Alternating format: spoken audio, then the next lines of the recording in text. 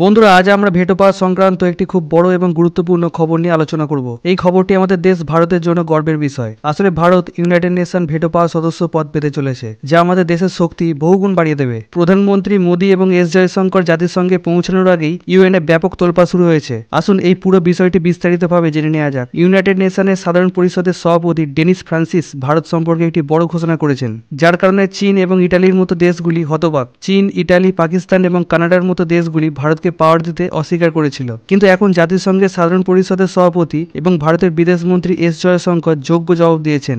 জাতিসংঘের মহাসচিব ভারতের নাম নিয়ে গোটা বিশ্বকে কাঁপিয়ে দিয়েছেন। ভারতের নতুন রাষ্ট্রদূত নিরাপত্তা পরিষদে তোলপাড় সৃষ্টি করেছেন, যার জেরে হতবাক বিশ্বের সমস্ত দেশ। এখন এমনটাই মনে করা হচ্ছে ভারত ইউনাইটেড নেশনের সবচেয়ে বড় গুরুত্বপূর্ণ সদস্য হতে চলেছে। ভেটো পাওয়ার যে কোনো দেশের জন্য একটি বিশাল শক্তি। এটি সেই দেশটিকে আন্তর্জাতিক মঞ্চে বিশেষ অধিকার দেবে। ভারত ভেটো পাওয়ার পর তার আন্তর্জাতিক বিশ্বাসযোগ্যতা ও ক্ষমতা ব্যাপক বৃদ্ধি পাবে।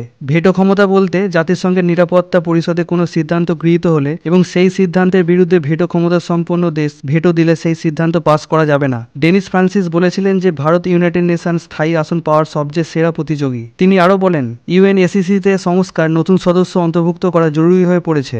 বিশেষ করে ভারতের মতো গণতান্ত্রিক দেশকে উপেক্ষা করা যায় না। যদি ভারতকে উপেক্ষা করা হয় তবে ভারত ইউনাইটেড নেশনের মতো আরেকটি সংস্থা গঠন করবে। ভারত সর্বদা তার অভিজ্ঞতা এবং জ্ঞান উন্নয়নশীল দেশগুলির সাথে ভাগ করে নেওয়ার ক্ষেত্রে অবদান রেখেছে। এমনকি আজও বর্তমান ইউএনএসসি ভূ রাজনৈতিক পরিস্থিতিতে সঠিকভাবে প্রতিক্রিয়া জানায়। অবিলম্বে ভারতকে তার অধিকার দেওয়া হোক। জাতিসংঘের সাধারণ পরিষদের সভাপতি বলেছেন, ভারত যদি নিরাপত্তা পরিষদের স্থায়ী আসন ও ভেটো ক্ষমতা না পায় তা হবে বড় বিপর্যয়। জাতিসংঘের সাধারণ পরিষদের সভাপতি গোটা বিশ্বকে সতর্ক করেছেন যে তিনি এখন ভারতের আসল শক্তি বুঝতে পারছেন। চীন, পাকিস্তান, ইটালি এবং কানাডার মতো দেশগুলির সমালোচনা করে তিনি বলেছেন, যে কোনো দেশই এই সত্যটিকে উপেক্ষা করতে পারে না যে ভারত সর্বদা বৈশ্বিক বিষয়ে শক্তিশালী অবদান রেখেছে এবং এর ভবিষ্যৎ উজ্জ্বল। জাতিসংঘের সাধারণ পরিষদের সভাপতি বলেছেন, ভারতকে ভেটো দেওয়া থেকে কেউ আটকাতে পারবে না। এই ঘোষণা স্বয়ং জাতিসংঘের সাধারণ পরিষদের সভাপতি করেছেন, যার কাছে গোটা বিশ্বের সমস্ত ডেটা উপলব্ধি রয়েছে। তিনি বলেছেন যে ভারতকে কেউ আটকাতে পারবে না, কেউ বাঁকাতেও পারবে না। এখন মনে হচ্ছে ইউনাইটেড নেশনের অস্তিত্ব থাকবে, নয়তো ভারত ভেটো পাওয়ার পাবে।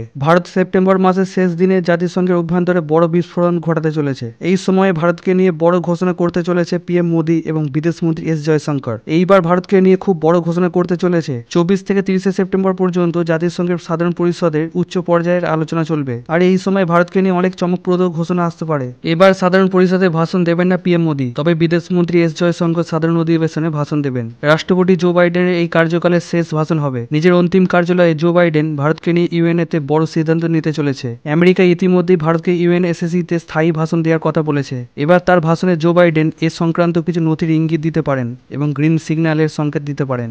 সাধারণ পরিষদের অধিবেশনের সাধারণ আলোচনা শুরুর আগে জাতিসংঘের মহাসচিব অ্যান্টোনিও গুটেরেস তার প্রতিবেদন পেশ করবেন। এই প্রতিবেদনে অবশ্যই ইউএন সংস্কারের কথা বলা হবে এবং এতে ভারতকে ভেটো পাওয়ার দেওয়ার কথা অন্তর্ভুক্ত থাকতে পারে। তিনি অনেক সময় ভারত ও আফ্রিকাকে যত তাড়াতাড়ি সম্ভব আসন দেওয়ার কথা বলেছেন। বন্ধুরা, আমরা আপনাকে বলি যে জাতিসংঘে ভারতের শক্তি এবং বিশ্বাসযোগ্যতা দিন দিন বৃদ্ধি পাচ্ছে। ভারত চাইলে বিশ্বের অনেক বড় পরাশক্তিকে একত্রিত করতে পারে এবং একটি দল গঠন করতে পারে যা ইউনাইটেড নেশনের চেয়ে বহুগুণ বেশি শক্তিশালী হবে। মহাকাশ হোক বা প্রতিরক্ষা, ভারত ক্রমাগত উন্নতি করছে। ভারত বাণিজ্যে বিশ্বের শীর্ষ দেশগুলির সাথে যোগ দিচ্ছে। বিশ্বের সব দেশই চায় ভারতকে ইউনাইটেড নেশনের মেম্বার করা হোক। ভারতের ভবিষ্যৎ খুবই উজ্জ্বল এবং গোটা বিশ্ব এটা মেনে নিয়েছে।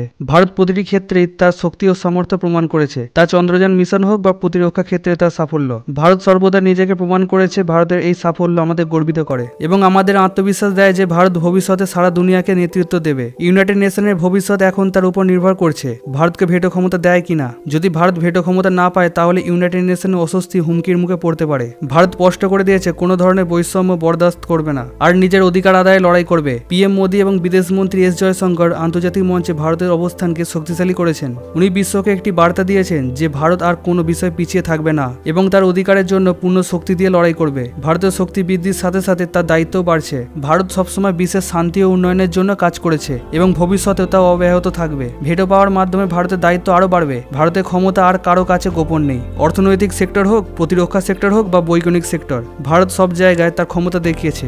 ভারতের এই সাফল্য আমাদের গর্বিত করে এবং আমাদের আত্মবিশ্বাস দেয় যে ভারত ভবিষ্যতে বিশ্বকে নেতৃত্ব দেবে। এতে ভারতীয় সমাজেরও গুরুত্বপূর্ণ অবদান রয়েছে। ভারতীয় সমাজ সর্বদা তার দেশকে সমর্থন করেছে এবং প্রতিটি কঠিন সময়ে তার পাশে দাঁড়িয়েছে। আমরা আমাদের দেশের এই সাফল্যে গর্বিত এবং আমরা আত্মবিশ্বাসী যে আমরা ভবিষ্যতেও একইভাবে আমাদের দেশকে সমর্থন অব্যাহত রাখবো। বন্ধুরা, এটা ছিল আজকের বড় খবর। যদি ভিডিওটি ভালো লাগে লাইক, শেয়ার এবং চ্যানেলটিকে সাবস্ক্রাইব করুন। বাকি বাকি আপনার রায় কমেন্ট বক্সে অবশ্যই দেবেন। ধন্যবাদ।